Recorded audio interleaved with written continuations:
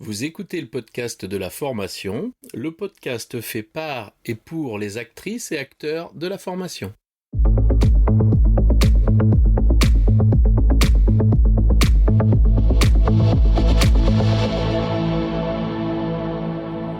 Bonjour et bienvenue. Je suis ravi de vous recevoir sur le podcast de la formation, dédié aux formatrices qui souhaitent profiter de retours d'expériences terrain qui fonctionnent et de stratégies détaillées étape par étape. Chaque épisode vous permet de mettre en place des actions immédiates et d'obtenir des résultats efficaces et concrets. Bonjour et bienvenue sur le podcast de la formation. Je reçois aujourd'hui Sophie Rodari.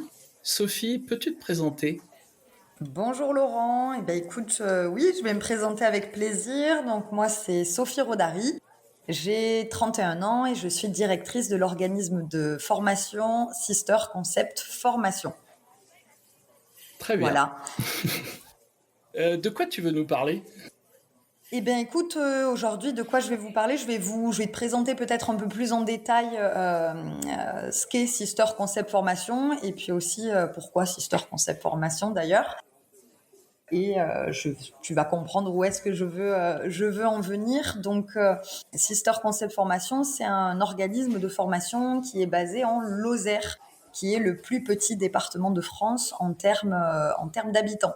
Voilà, il faut savoir que chez nous, il y a plus de vaches que d'habitants. Et pourtant, les enjeux en termes de formation et de digitalisation des entreprises, ils sont tout aussi importants qu'ailleurs. Donc, parenthèse, pourquoi Sister Concept Formation? Tout simplement parce que je suis associée avec ma belle-sœur, Cassie Meunier, on est associées toutes les deux et donc on a donné ce nom-là à notre organisme de formation.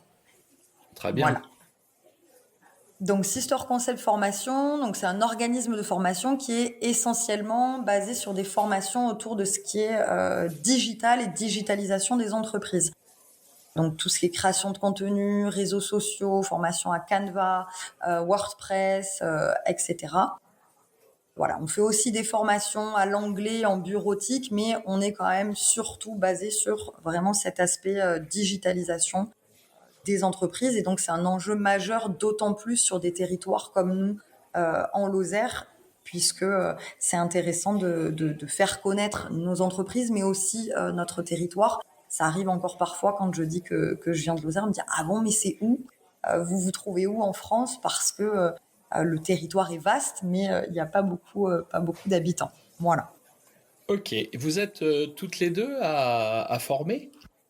Oui, on est toutes les deux formatrices. Alors, on a 6 ans d'écart, Cassie et moi, mais on a un parcours qui est assez similaire, puisque on a toutes les deux fait une école de commerce. Donc, Cassie, elle est vraiment spécialisée dans tout ce qui est marketing, communication, stratégie marketing internationale également. Et moi, je suis plus spécialisée dans tout ce qui est analyse de cible client, peut-être un aspect un petit peu plus commercial. Et puis d'expérience, moi, j'ai débuté ma carrière en tant que chef de projet e-commerce dans une agence de communication. Et ensuite, je me suis dirigée vers le monde des ERP, logiciels de gestion d'entreprise. Donc, j'ai une vision transverse de la digitalisation. Ça va de la communication interne, externe, mais aussi tout ce qui est cet aspect gestion qui, du coup, nous donne à toutes les deux un panel de formation digitale que l'on peut proposer qui est assez important. Très bien. Alors concrètement, ça se passe comment pour vous et vos clients ? Alors, comment ça se passe? Donc, nous, ce que j'évoquais tout à l'heure, c'est que, en fait, avant de créer l'organisme de formation qu'on a créé l'année dernière on a débuté, on l'a créé au mois de novembre officiellement. Historiquement, en fait, en 2017, j'ai d'abord monté seule l'agence de communication digitale So Conseil. Et ensuite, ma belle-sœur, du coup, Cassie, m'a rejoint 3 ans après. Donc, on avait vraiment cette activité d'agence de communication, on gérait les réseaux sociaux, on créait des sites internet. Et puis, on s'est rendu compte qu'on avait de plus en plus de demandes en formation parce que les gens n'ont pas forcément le budget pour confier à une agence la gestion de leurs réseaux sociaux, notamment des petites TPE sur le réseau local. Donc, c'est vraiment de là qu'est née l'envie de créer un organisme de formation. Donc, on a débuté en donnant des formations au sein du Purple Campus départemental. Donc on Oui. donnait vraiment des formations groupées à différents types d'entreprises, hein, donc c'était assez intéressant et je vais justement y venir après.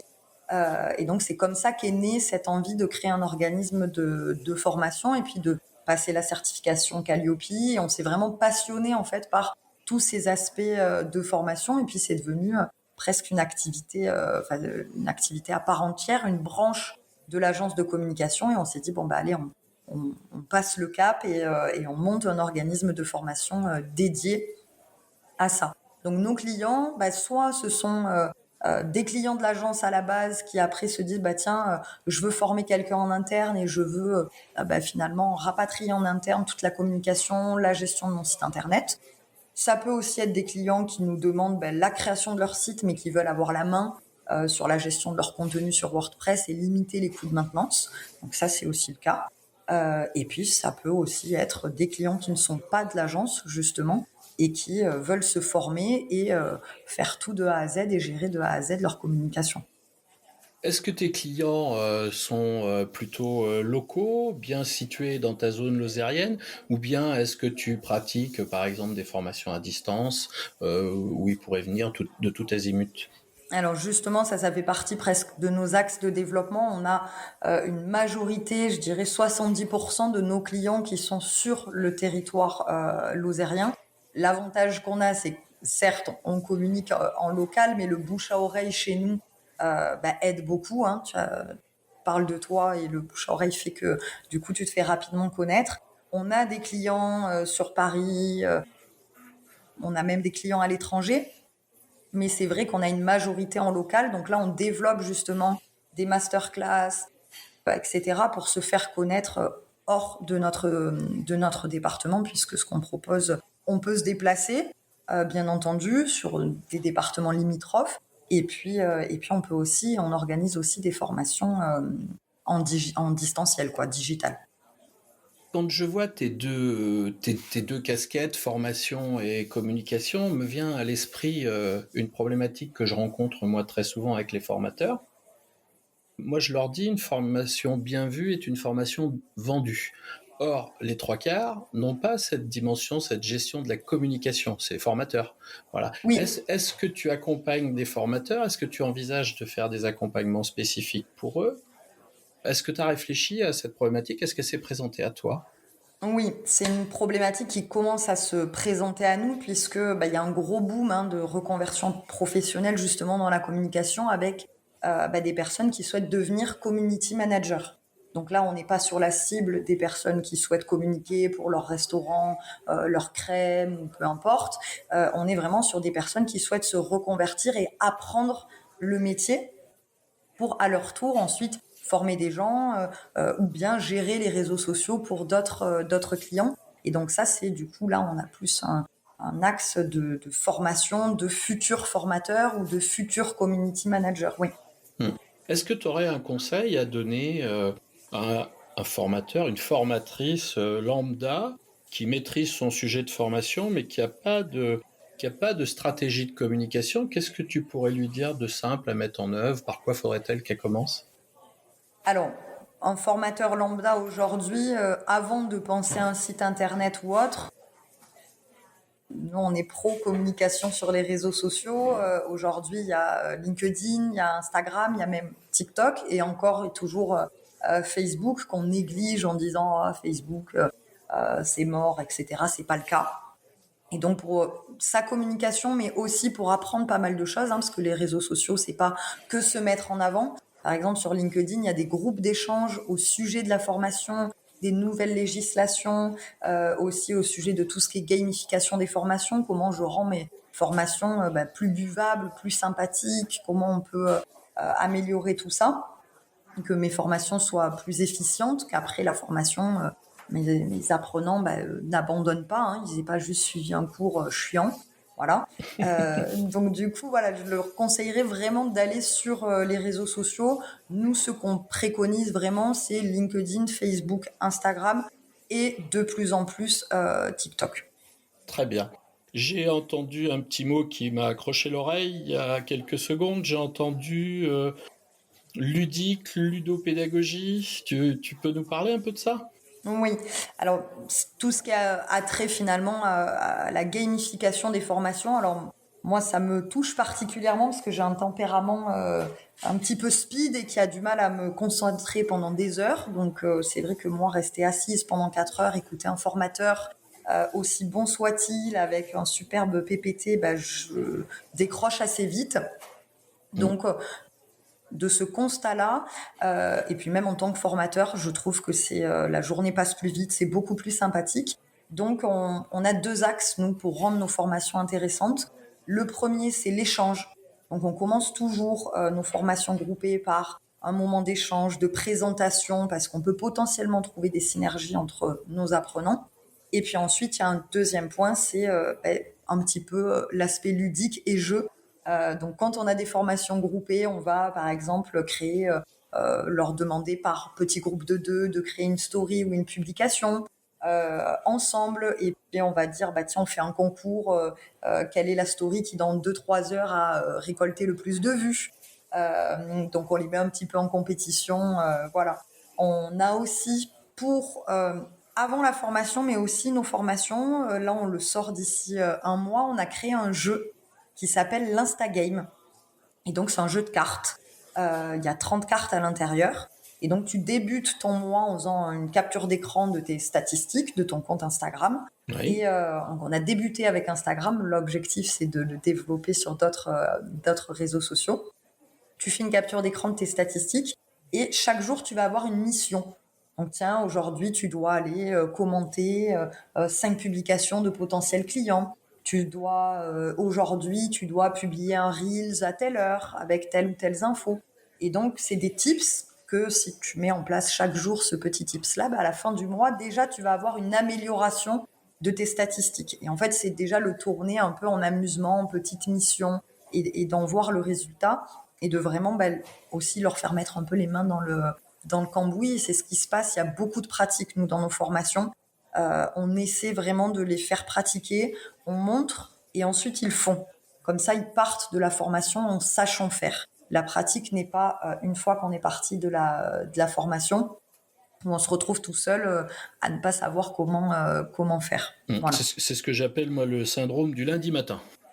C'est C'est-à-dire, ça. tu as suivi une super formation, tu es tout content. Bon, après, quand même, tu sais que le formateur sait faire, parce que tu as compris qu'il savait faire. Et toi, le lundi matin, tu allumes ton ordi et tu fais wow, qu'est-ce qu'il faut que je fasse? Ça, c'est vraiment quelque chose, par la méthode que tu proposes, qui Oui, doit pas arriver, quoi. Ils doivent avoir déjà préempté leur lundi matin et savoir ce qu'ils vont construire, faire et quelle action ils vont mener. Donc, exactement. c'est très intéressant. Le système ludique, quand tu dis, tu vois, vous faites des petits challenges, tout ça, ils prennent bien, ils sont compétiteurs, ou est-ce qu'il faut qu'ils soient commerciaux dans l'âme? euh, c'est Non, perçu comment? ça prend, pour le coup, c'est quelque chose qui prend. Alors, tout dépend. Moi, j'ai donné des cours aussi dans des écoles. Alors là, quand on a des étudiants en face de nous, là, ça prend vraiment, même limite des fois, il faut un peu canaliser le truc en disant, ce n'est qu'un jeu, calmez-vous. Quand on est en B2B avec des entreprises, là, ça prend bien, mais pour le coup, il y a vraiment plus cet aspect d'échange. Moi, ce que j'aime aussi dans les formations et ces moments de jeu, d'échange ou de construction, c'est que derrière, on trouve des synergies. Nous, par exemple, là où on est basé à Saint-Alban, tu vois, on a une petite boutique de produits locaux qui rencontre une entreprise qui crée des crèmes à la graisse de bœuf qui sont super efficaces. Et donc, tiens, la petite boutique, finalement, il lui dit, ah bah tiens, tu m'enverras tes crèmes, je vais les référencer dans la boutique. Et puis, je pourrais faire une story en disant que tu es dans ma boutique, que toi, tu repartages, et vice-versa. Ils trouvent des synergies ensemble en se rencontrant. Et Ouais. ça, c'est hyper important Oui, aussi. ils vont créer des jus de liens qui sont apporteurs d'affaires aussi pour eux. Ça, c'est important dans la stratégie Tout qu'on à fait. développe dans cette stratégie marketing. Oui. Et puis, ces liens-là, du coup, en formation, ce qui est intéressant, c'est qu'après, nous, on propose, par exemple, ils se rencontrent sur la formation Instagram. Et puis, nous, on crée toujours un groupe WhatsApp après les formations pour qu'ils puissent s'entraider et échanger en disant, bah tiens, là, je suis en train d'essayer de faire ça, j'y arrive pas. Donc, nous, on peut leur répondre, bien entendu, mais on laisse toujours un petit temps de latence pour voir si un des autres apprenants va aider ou conseiller. Très bien. Et ensuite, quand on propose, du coup, par exemple, la formation Facebook ou en notre volet Instagram ou la formation création de contenu, eh ben, ils sont intéressés de revenir, de se retrouver et de participer à une autre formation complémentaire finalement. Tu as quelquefois cette action qui dit tiens, ben moi j'avais suivi ça, j'ai envie de suivre ça, je vais le dire à mes collègues pour qu'ils viennent le suivre en même temps? Oui, ça arrive, ça arrive assez souvent, qu'ils participent à une formation, que ça leur plaise, et que quelques mois plus tard, quand on propose une autre formation groupée sur un autre thème, bah, ils viennent ou même ils parlent, bah tiens, il y a aussi ça en Lozère, hein, les boutiques qui sont à côté, souvent ils s'entendent bien quand ils sont dans la même rue. Et c'est arrivé qu'on ait des formations groupées où c'était les 4-5 boutiques de la même ruelle qui venaient en formation parce qu'elles sont copines, elles ont l'habitude de boire le café ensemble quand il y a une période de creux, etc. Et donc, ça c'est pareil, le choix, je fais une parenthèse, mais le choix de la date de formation, pour avoir du monde, hein, ces formations groupées, est importante. Parce que l'objectif, c'est pas d'avoir des gens qui ont leur ordi et qui répondent aux mails ou qui sont en panique ou qui répondent au téléphone parce qu'il y a un livreur ou autre. Et donc, quand on est sur des commerçants, nous, on choisit toujours le lundi. Parce que la Oui. plupart du temps, le lundi, ils sont fermés. Et donc, vraiment, cette journée-là, elle est dédiée à la formation, uniquement à la formation. Ils n'ont pas d'autre chose à penser ou quelqu'un qui gère la boutique à leur place parce qu'ils sont en formation et qui va les appeler 40 fois dans la journée, etc. Et ben là, on voit quand même qu'on a l'habitude d'avoir des gens qui savent ce que c'est qu'un parcours utilisateur, qui savent ce que c'est qu'un persona et quelles sont ses contraintes. C'est ça. Du coup, c'est bien la communication, ça aide en formation. C'est tout à fait ça. Ah, c'est bien. C'est bien parce que c'est vraiment cette prise en compte. Il faut que les gens soient disponibles aux apprentissages, quoi qu'il arrive, hein. Oui, Tu peux pas avoir des perturbateurs toutes les 10 secondes et puis être concentré sur ce qu'on te propose. tout à fait. Quand tu reçois les gens en formation, comment ça se passe chez toi concrètement? Est-ce que tu peux me décrire ce fameux lundi? Comment un peu ça se passe, là, le déroulement? Qu'est-ce que tu prévois un peu? Alors, ce que je te disais, c'est que la première chose, donc évidemment tout le monde s'installe et la première chose que l'on fait, c'est vraiment ce tour de table d'échange. Donc on prend le café, on se présente et on a vraiment un moment vraiment, parfois ça dérape, mais peu importe, le temps dérape. On prévoit 15-20 minutes justement d'échange et de présentation entre les différents apprenants. Si je te parle dans le cadre d'une formation groupée, mais si on est dans une formation en one-to-one, nous, avec une seule entreprise, avec deux, trois apprenants de la même entreprise, c'est la même chose. On va prendre, nous, en tant que formatrices, le temps d'apprendre à connaître, et puis ça nous permet aussi, nous, de nous rendre compte qui est un peu, si on est dans une entreprise interne, qui est un peu effacé, qui va être plus pas en confiance finalement. Ça arrive hein, parfois qu'il y en ait Mhm. qui soient un petit peu pas bien ou autre. Donc on prend ce temps d'échange, nous aussi, d'analyse des apprenants à ce moment-là. Et puis ensuite, on leur présente le déroulé de la journée, toujours en leur disant pour qu'ils aient en tête, à tel moment, il y aura une pause. Là, on va faire ça, là, on va faire ça, là, il y aura de la pratique pour qu'ils le préintègrent. Et ensuite, on commence à dérouler la formation. On prévient toujours. Nous, l'objectif, c'est d'échanger. Donc, moi, ça ne me dérange pas, évidemment, dans une moindre mesure, Cassie non plus, qu'on soit coupé. S'il y a une question, on leur intègre bien. Il n'y a pas de questions bêtes. Si vous n'arrivez pas à faire quelque chose, etc., il n'y a pas de souci. Et dans les moments de pratique, c'est pareil. On tourne autour des bureaux et on prend un temps, un moment pour chacun euh, pendant les moments de pratique. Quand tu travailles en intra-entreprise, tu te déplaces directement dans l'entreprise? Oui, soit on fait nous dans nos locaux, mais nous on a des locaux où on ne peut pas accueillir 10 apprenants en même temps. Donc la plupart du temps, oui, on se déplace au sein même de l'entreprise. Oui. D'accord. Enfin, moi, je le fais aussi, mais des fois, je me trouve dans des situations où il y a pas, c'est pas prévu, quoi. C'est la salle de pause. Donc, tu vérifies avant Oui, qu'il y a les alors éléments? en général, on vérifie avant. Alors nous, on a du matos qu'on peut amener, mais là, par exemple, tu vois, j'ai le cas, on va faire une formation chez un chef étoilé en local, donc il souhaite former à l'anglais l'ensemble de ses collaborateurs. Oui. Et donc, il y a beaucoup de collaborateurs. Et donc, on a prévu avec la dirigeante, justement, que ce soit dans la salle du restaurant gastronomique qui est très grande, On a déjà anticipé de comment on allait placer les tables. Nous, on va du coup amener rétroprojecteur, tableau, on va ramener du matériel. On vérifie qu'il y a bien un accès Wi-Fi, Internet Oui. en amont, etc. C'est vrai que, mais c'est à prendre en compte parce que toutes les entreprises n'ont pas, en effet, la possibilité d'accueillir, de former tout le monde. Et donc, dans ces cas-là, nous, ça nous arrive, c'est un petit peu plus loin, qu'on loue une salle, tout simplement, hein, Oui, qui est adaptée, proche de l'entreprise. Ça arrive également, hein. c'est bien. C'est bien parce que Et assez souvent, d'ailleurs. oui, l'avantage d'être en entreprise, c'est qu'ils connaissent l'environnement, donc c'est plus simple pour eux aussi. Mais bon, Oui, il faut se prémunir, parce que moi, je me souviens d'une expérience où je me suis retrouvé au mois de février dans un Algeco, il faisait moins 6 degrés dehors, il faisait 9 degrés dedans. Euh, ah oui, non. on est resté bien calfeutré, mais sur nous-mêmes, tu vois.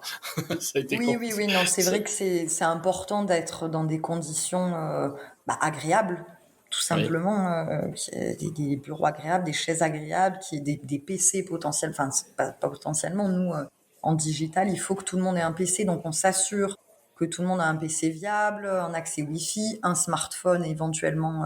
Sinon, on a des smartphones de RAB aussi, d'ailleurs, qu'on peut parfois amener, parce que malheureusement, ça arrive, hein, oui, oui. qu'on arrive en formation et que, ah bah tiens, faut installer telle application. Ah bah oui, bah non. Non, non, voilà, les téléphones sont pas, tout le monde n'a pas des téléphones dernier cri qui permettent justement d'utiliser. Donc ça, c'est tout ce qu'on fait en amont finalement, hein, avec les tests de niveau, les prérequis qui suivent d'ailleurs pas mal de critères de Calliope. C'est des choses qu'on fait en amont. C'est un peu le projet quand même que ça suive Calliope. C'est exactement. C'est la moindre des choses. Dis-moi, je pense à quelque chose. Tu arrives chez des gens, tu as un catalogue de formation qui est déjà construit hein, autour des réseaux sociaux. Est-ce que tu réponds aussi à des demandes spécifiques avec une construction, une ingénierie et un objet de formation spécifique à une demande? Est-ce que tu fais Oui. ça aussi? Quand on n'est pas sur des formations groupées, et même pour les formations groupées, on connaît avant nos apprenants. Donc nous, on prend un temps d'audit des réseaux sociaux et de ce qu'ils font déjà en amont, forcément. Donc ça, sur les formations groupées, on prend déjà un temps. Nous, les formations groupées, c'est maximum 6 apprenants, hein. Sinon, c'est pas gérable et on trouve qu'on Oui, fait pas de la qualité. Donc, ça veut dire maximum 6 entreprises différentes. Ça arrive parfois que ce soit plutôt 4 entreprises différentes parce qu'il y en a 2 de la même entreprise. Mais on fait déjà une veille en amont de ce qui se passe pour connaître les entreprises que l'on a en face de nous et pour leur donner des tips dans les exercices, etc. et des exemples. Quand on a une formation pour une entreprise dédiée, je te dirais c'est quasiment presque toujours du spécifique. Parce que on fait l'analyse du besoin avant. Est-ce qu'ils partent de zéro? Est-ce qu'ils font déjà certaines choses et on se rend compte que finalement c'est juste la stratégie, les messages qui vont pas et donc il faut qu'on adapte notre formation. Donc nos formations elles sont toujours adaptées soit quand même au secteur d'activité et on l'adapte un petit peu pour chacun dans les formations groupées. Et mhm. quand c'est pour une entreprise spécifique, oui là c'est quasiment que du sur-mesure. La D'accord. création de contenu, on est obligé nous en amont de s'intéresser, de chercher un petit peu des inspirations. On va pas leur dire bon ben là allez-y créer un reels avec telle ou telle chose. Nous on audite avant. Il y a toujours un audit avant qui est un petit peu poussé. Ça, c'est bien. C'est bien parce que là, ce que j'entends aussi, c'est qu'il y a une vraie corrélation entre votre pratique professionnelle d'agence et ce que vous enseignez hein, en formation. Parce qu'aujourd'hui, on rencontre quand même, je l'ai vu il n'y a pas très longtemps dans un centre, dans une formation commerce, hein, où le Mhm. formateur n'a pas mis les pieds dans un commerce depuis 20 ans, quoi. Eh oui, On a un décrochage là qui est total. Et là, on voit bien justement qu'il y a cette réalité de marché. Je ne peux parler avec les gens de leur stratégie que si je me suis intéressé à leur métier, c'est tout à fait ça. hein, Ouais. ce qui est le cœur de votre métier. Donc, je te parlais tout à l'heure du déroulement de ta journée. Donc, on a vu l'accueil qui est sur cet échange, hein, présentation, échange. Après, qu'est-ce qui se passe? Comment tu mets un peu en œuvre cette Alors journée-là? donc cette journée-là, donc quand on fait par exemple une pause, quand on fait une pause à un moment donné, nous on laisse pas nos apprenants d'un côté et les formatrices de l'autre. Donc on prend vraiment le temps, on fait la pause avec eux, qui sont aussi des moments d'échange. En général, donc on a plutôt le matin, on commence un petit peu la théorie, c'est plus théorique le matin. Et Ouais. ensuite, par exemple, après le repas, donc c'est pareil, le repas, on prend toujours, à moins que certains apprenants aient des contraintes personnelles, on fait toujours en sorte de réserver un restaurant et de manger tous ensemble pour Ouais. avoir justement ces moments d'échange-là. Donc on est vraiment de 9 heures du matin à 18 heures, on est permanence avec nos apprenants.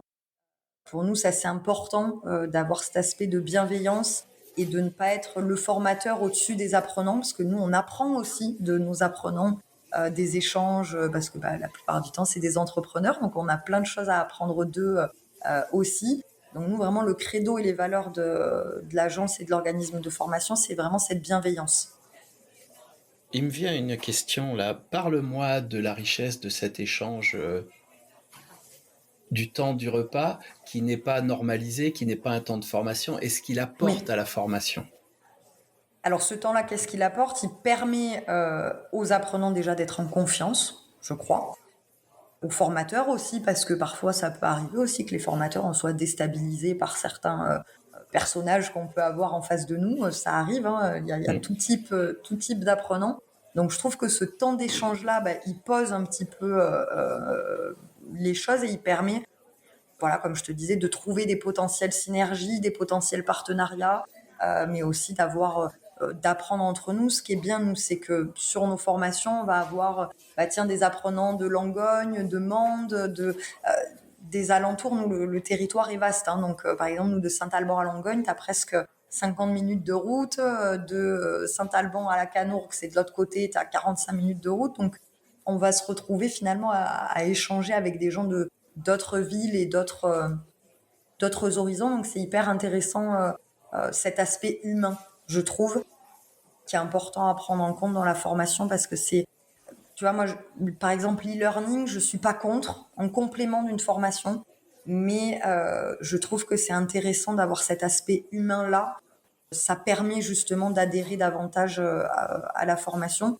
Et puis, chez nous, j'y reviens, hein, du fait qu'on est un petit territoire, que c'est en local, on a vraiment un impact. Le fait que les gens se forment, il y a un impact qui est économique global. Un hôtel qui va donner envie de venir dans telle ville va ramener des touristes qui vont aller chez le chocolatier, qui vont aller au boucher, qui vont découvrir la crème qui a été créée en local, etc. Donc voilà, pour en revenir à ces moments d'échange, c'est vraiment pour moi hyper important que nous, on soit avec nos apprenants et qu'eux échangent entre eux pour qu'ils comprennent aussi l'impact de cette formation elle va au-delà de leur business, je pense. Ouais, c'est vraiment ce qu'on appelle le maillage du territoire, ça. Oui. On rentre par toutes les portes, en vérité. Ça, c'est vraiment très, très bien. Oui, puis c'est devenu un enjeu majeur, nous, la digitalisation des entreprises, surtout suite à la crise du Covid. Hein. Nous, on l'a vu côté agence, où tout le monde s'est dit, oulala, là, là, là, justement, il faut que je communique, que je me digitalise, sinon je suis mort, clairement. Hein. Mon business est mort et il faut que je me développe parce que nous, l'été, on a une grosse partie de tourisme, chemin de Saint-Jacques, etc. Mais c'est vrai qu'après, bah, voilà, on s'est vite rendu compte qu'il fallait digitaliser ses business. Et donc, n'importe quelle une mairie qui communique sur ce qui se fait sur sa ville ou son, voilà, oui, Ou sur la son ville. tissu local, quoi. Voilà, où son tissu local va permettre justement au boucher du coin d'avoir davantage de visibilité, aux pâtissiers aussi, ça donne envie de venir. Donc il y a vraiment un impact pour les autres aussi. Quand je communique pour moi, je communique aussi pour les autres. Je vais donner envie de venir et faire découvrir aussi d'autres entreprises, quoi. Je Voilà. suis content d'entendre que la formation est aussi un vecteur de développement à la fois social et local.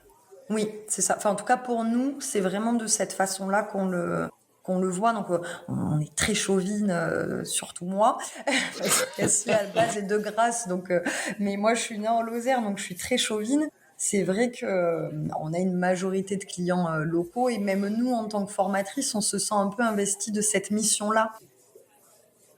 Voilà, on a l'agence, mais quand on forme, moi, je surveille toujours après, tiens, ce qu'ils se font. J'hésite pas à recontacter des apprenants en disant, tiens, quand même, là, ça fait 1 mois et demi, vous n'avez pas publié, qu'est-ce qui se passe? Voilà, il y a vraiment ce...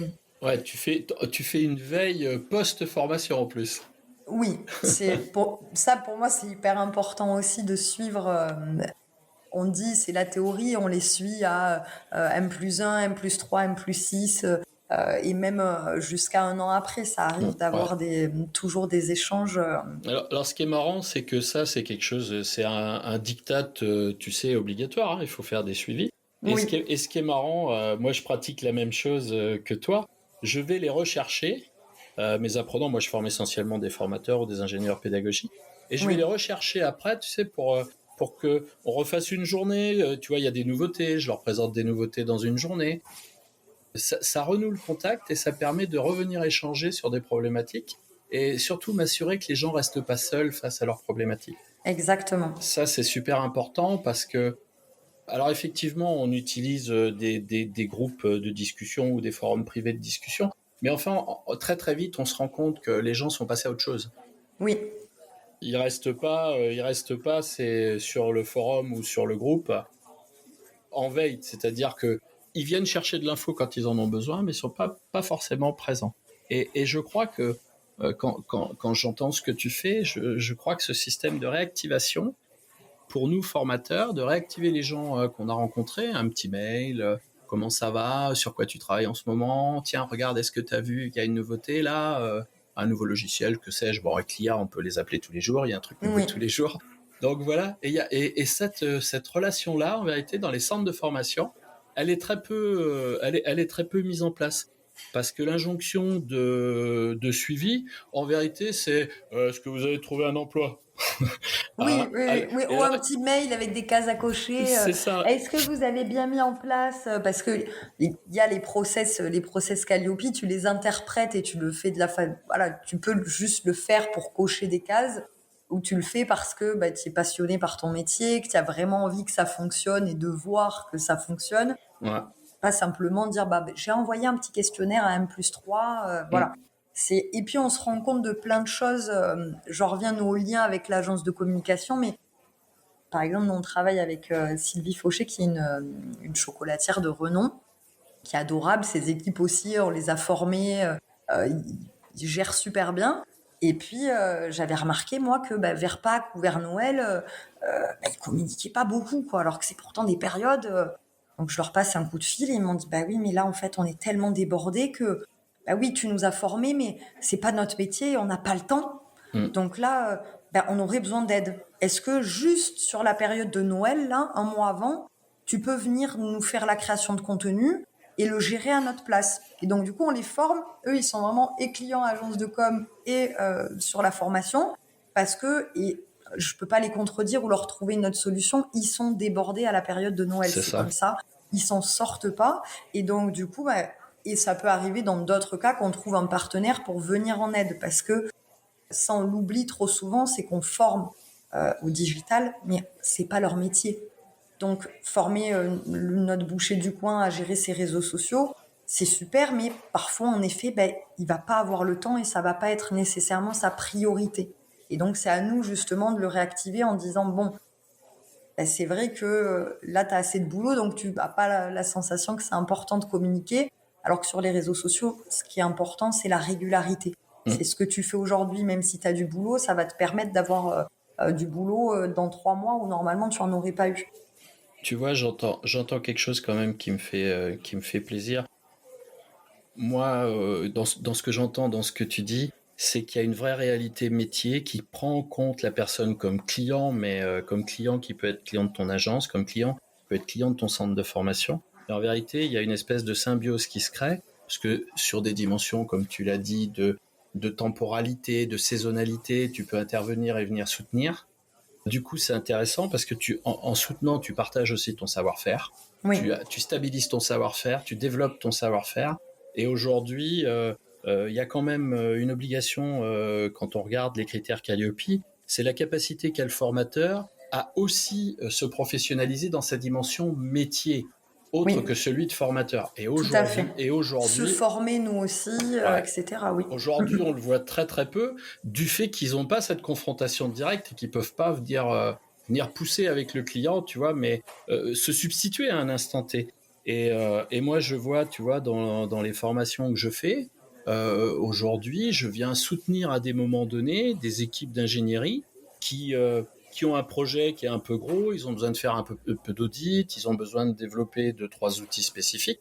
Moi, je viens les aider là alors que je les ai formés. Ils savent Oui, qu'ils vont avoir ce retour. Et ce que je me rends compte, ce que tu dois aussi te rendre compte, c'est qu'on est, en vérité, ça nous réactualise sans arrêt, puisqu'on est au cœur de la problématique. oui. Et c'est nécessaire, hein, dans le digital, tout évolue. Mm. Te forme à Instagram aujourd'hui, dans 3 mois, il y a une partie de ma formation qui va être obsolète. Et C'est c'est vrai que ça. ça, moi, c'est déjà quand j'étais étudiante, ça m'agaçait énormément de voir des vieux profs qui avaient des doctorats et donc on les écoutait, et ils avaient le même cours depuis 15 ans et t'arrivais sur le marché du travail en te disant mais bon sang, Ça me sert mais à rien son là, truc, on là, m'a c'est appris des obsolète. trucs qui servent à rien. Et Mm. donc nous, on communique aussi beaucoup sur nos réseaux à nous avec des tips, des nouveautés Instagram, tout ça. Là, on est en train de monter une newsletter pour nos apprenants en leur disant, bah tiens, regarde, ça on te l'a appris il y a 6 mois. On t'a appris il y a 6 mois que le format sur Instagram, c'était le format carré. Et ben, c'est plus le cas. Voilà. Parce qu'on voit des gens qui se sont formés il y a 2 ans et en fait, presque il faudrait se former. Alors nous, ça, on essaie de vraiment le marteler, mais pour moi, il faut se former tous les ans. Même nous, en tant que formatrice, là, je le vois depuis qu'on a eu Calliope avec Cassie, on a fait, Cassie elle vient de passer une certification sur WordPress parce que pour le métier de l'agence, mais aussi en tant que formatrice, on veut avancer et aussi voir notre niveau s'améliorer. On a passé une formation en Espagne parce qu'il y a une créatrice de contenu qui est super pour nous inspirer pour l'agence, mais aussi pour montrer des tips et des nouveautés à nos apprenants. On a passé une formation de formateur. Enfin, en 3 mois, on a passé déjà 3 formations. Et c'est important, un formateur qui se forme pas, c'est un peu hilarant, Mm. je trouve. Mm. Et sur cet aspect métier que tu évoques, c'est ce qui est passionnant dans nos métiers, mais c'est en perpétuelle évolution, on est obligé de se former. Oui, oui, et puis là, moi, tu prêches à convaincu, parce que j'ai piloté pendant 4 ans la grande école du numérique qui formait au métier de dev, de web designer, community et puis infographiste. Moi, je leur disais, l'obsolescence, c'est 6 mois. Hein. Si dans 6 mois, Ah oui, si pendant 6 mois, vous n'êtes pas confronté à la réalité de votre métier, il va falloir vous poser des questions, hein, parce oui, il y a des choses qui vont sortir que vous n'allez pas voir. Hein. c'est ça. Et malheureusement, il y a des personnes comme ça encore qui forment à des choses d'il y a Oui. quelques années, Ben, qui sont ils doivent pleurer hein, s'ils forment sur Facebook, parce que chaque fois qu'ils changent leurs règles d'utilisation, balle neuve. Hein.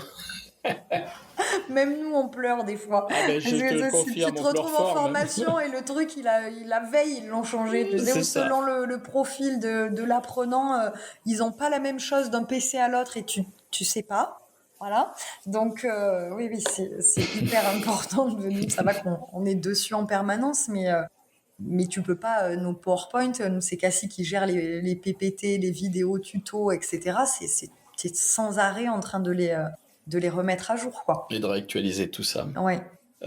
Dis-moi, est-ce qu'il y a d'autres choses dont tu aimerais nous parler? Écoute, sur l'aspect local, je crois qu'on a fait le tour. Sur cet aspect, sur l'aspect gamification aussi, nous, c'est vraiment les deux points sur lesquels je pense on se différencie, mais qui sont très importants, nous, par rapport à notre organisme de formation. Après, donc nous, on débute, donc on a forcément des axes de développement, je dirais. Mm. Donc nous, voilà, on fait vraiment majoritairement des formations groupées intra-entreprises en présentiel. Donc nous, notre objectif, là, ça va être de proposer des formations groupées en partenariat avec des mairies d'autres départements, par exemple, Oui. sur d'autres territoires que la Lozère, mais aussi de développer des formations en distanciel avec ces mêmes principes et ces mêmes valeurs que l'on a. Alors on mangera peut-être pas à midi ensemble, mais pourquoi pas envisager des jeux ou des moments d'échange. On travaille là-dessus parce que même si c'est complètement différent, j'aimerais vraiment que nos Mm. formations en présentiel et distanciel aient les mêmes, que ce soit finalement les mêmes résultats quelques mois après. Voilà. Et Est-ce que je peux te donner un tips? bien sûr, avec plaisir. Eh ben, écoute, tu pourras écouter le podcast que j'ai fait avec Sophie Lazare, la patronne, la CEO de Global. Oui. Et si tu veux un outil qui te permette de mener à bien cette mission en synchrone distanciel comme tu le ferais en présentiel, eh ben écoute, pour l'utiliser, pour en abuser même, tu as un outil extraordinaire là pour mobiliser tes apprenants et les tenir avec toi. La possibilité de créer comme une petite salle de repos à travers les tables qu'elle te propose. Écoute, regarde cette situation Oui, Global. Regardez, auditeurs, ce que propose Global. Vous verrez, vous serez super content et ça répond aux exigences qu'a Sophie là. super. Eh ben écoute, on va regarder ça parce que ça fait partie de nos futurs projets de développer justement ce distanciel. Et puis également, là, on va faire le lancement de notre Instagame là dans les semaines à venir. Et donc, si ça fonctionne, je pense que ça va fonctionner. L'objectif, ça va être de développer de nouveaux jeux sur l'ensemble de nos formations. Voilà. Très bien. Est-ce que tu aurais un conseil, un tips? Et moi, je voudrais juste relever quelque chose. Tu as dit tout à l'heure, ouais, mais nous, tu sais, on est un jeune centre de formation. Eh ben, écoute, je vais te dire quelque chose, Sophie. Moi, j'accompagne des centres de formation. La qualité que tu proposes, dans les trois quarts des centres historiques, je la retrouve plus. Oui, Je je vois ce n'entends que tu... Oui. jamais. Ah oui, oui, on a pris le temps d'aller discuter, échanger avec les apprenants, comprendre leurs problématiques pour pouvoir s'adapter. Non, non, l'apprenant s'adapte au programme qu'on lui file qui est sur étagère. Ça, Oui. c'est la réalité. L'individualisation des parcours, c'est oui, oui, choisissez dans notre truc ce que vous pouvez prendre. Il n'y a rien Oui. d'individualisation. Alors, c'est super important pour nos auditeurs. Tout ce qu'ils ont entendu de l'histoire de Sophie et l'histoire comme elle doit être racontée aujourd'hui. C'est comme ça que ça marche la formation. Et Oui. c'est pas parce que on a peu de temps d'expérience que l'on fait mal. Au contraire, je vous assure, pour auditer des centres de formation, pour les accompagner, eh bien, c'est pas une généralité, hein, mais dans la plupart des cas, les centres historiques, ils font plus tout ça. Ils sont dans leur rigueur administrative. Ils t'envoient le mail un mois, 3 mois, 6 mois parce il faut l'avoir. Oui. Ils sont tellement couillons, entre guillemets, que la dernière fois, le truc que j'ai vu, c'est les gens sortent de formation. Le questionnaire en sortie de formation, c'est où en est votre situation aujourd'hui? Tu sais, genre, le gars, il sort de formation dans 2 jours, on lui fait remplir le questionnaire, mais logiquement, il devrait être déjà en emploi, tu vois. Oui. Et la question est devenue débile. Oui, il y a plus Voilà. je suis complètement d'accord avec toi sur le fait que nous, il y a vraiment cet aspect d'innover dans notre métier, dans les méthodes pour Hum. innover dans les résultats aussi, parce que c'est vrai que voilà, quand tu dis centre historique, je vois totalement ce que tu veux dire. On va pas rentrer dans le débat Ah, des non, non. formations e-learning, CPF, qui comptent 10 ans et qui sont les seuls finançables, alors que Alors je que ça pense sert que à rien. alors que ça ne sert à rien et que derrière, enfin moi je suis scandalisée par ce qui se passe sur les formations CPF et les Hum. formations qui sont éligibles, très honnêtement. Bien sûr. Bah, Bah, de toute façon, la certification Calliope n'a jamais validé la qualité d'une formation, hein. non. Il Mais suffit de d'ailleurs, regarder. ça valide pas non plus l'accessibilité au CPF. Calliope Non, permet de se faire financer par les OPCO, les entreprises. c'est Donc ça. ça déjà, ça c'est très bien. Ça permet aujourd'hui, les entreprises peuvent former vraiment leurs employés, je pense, en cherchant des organismes qualitatifs. Hum, Par contre, quelqu'un qui veut se reconvertir, qui veut utiliser les CPF pour lesquels il a cotisé, hum. franchement, quand je vois l'offre sur le marché, ça fait peur, quoi. Eh ben, écoute, je vais te dire, moi j'ai fait le choix de ne pas me calliopiser. Oui, Je vends de la formation, je n'ai aucune difficulté à la vendre. Elle bien n'est pas sûr. finançable, elle est Mm. financée par les gens, mais en vérité, ce qu'ils regardent, c'est l'opérationnalité. Mais ils financent C'est-à-dire, quelque chose voilà, qui va voilà, vraiment leur apprendre et vraiment va hum, avoir une plus-value c'est pour eux ça. derrière, complètement. Et moi, je pars toujours de leur workflow de travail. T'as quoi à faire? Eh ben, là, par exemple, bon, j'ai un exemple de formation où les gens viennent avec une séquence de formation. Ben, je les aide à créer des expériences d'apprentissage qui vont leur permettre d'engager plus les apprenants. Et c'est ce qu'ils veulent, c'est ça. Mais à la fin des 3 semaines, c'est en ligne pour eux s'ils ont besoin que ce soit en ligne. on va beaucoup utiliser le blended learning, nous, puisque Oui. aujourd'hui, c'est quand même relativement bien plébiscité, et puis ça a du sens de rendre cette dimension présentielle comme quelque chose événementiel. Moi, quand je rencontre des apprenants en présentiel, c'est pas pour leur lire des PowerPoint, quoi. Ben non. J'ai envie d'écouter ce qu'ils ont à dire, j'ai envie de rebondir, j'ai envie qu'on fasse des activités et qu'on se marre, parce qu'on peut faire du bon boulot en se marrant. Tout Et à fait. c'est tout ça qui est intéressant. Et aujourd'hui, j'entends, et c'est aussi pour ça qu'aujourd'hui je te reçois, Sophie, j'entends cette dynamique, et cette dynamique, pas quelque chose de gros et d'inerte. J'entends cette dynamique et ce savoir-faire et cette centration sur l'apprenant. Et c'est quelque chose de remarquable, et c'est pour ça qu'il faut partager cette expérience sur le podcast de la formation. Super, Voilà. ben merci beaucoup en tout cas, Laurent, de donner la parole à des formateurs, à des organismes de formation, parce que c'est super intéressant pour nous aussi d'écouter. J'ai pas tout écouté, tu vois, Global, je l'avais noté quand on a échangé. Il faut absolument que je teste, mais je trouve ton boulot remarquable aussi. Et je trouve que c'est hyper intéressant justement d'avoir créé ce podcast autour de nos métiers. Oui, c'est donner la parole aux formateurs et surtout aux formatrices pour qu'elles partagent une expérience, mais quelque chose de réel, pas quelque chose de procédural. On sait tous lire. Si on veut de la procédure, on va regarder les Oui, livres. oui, mais on prend le suivi Calliope et puis on s'éclate. Voilà, c'est tout à fait ça. Eh bien, écoutez, chers auditeurs, j'espère que, comme moi, vous aurez pris beaucoup de plaisir à écouter cet épisode. Je te remercie, Sophie, d'être venue nous voir. Merci à toi. Et je vous retrouve sur un prochain épisode du podcast de la formation.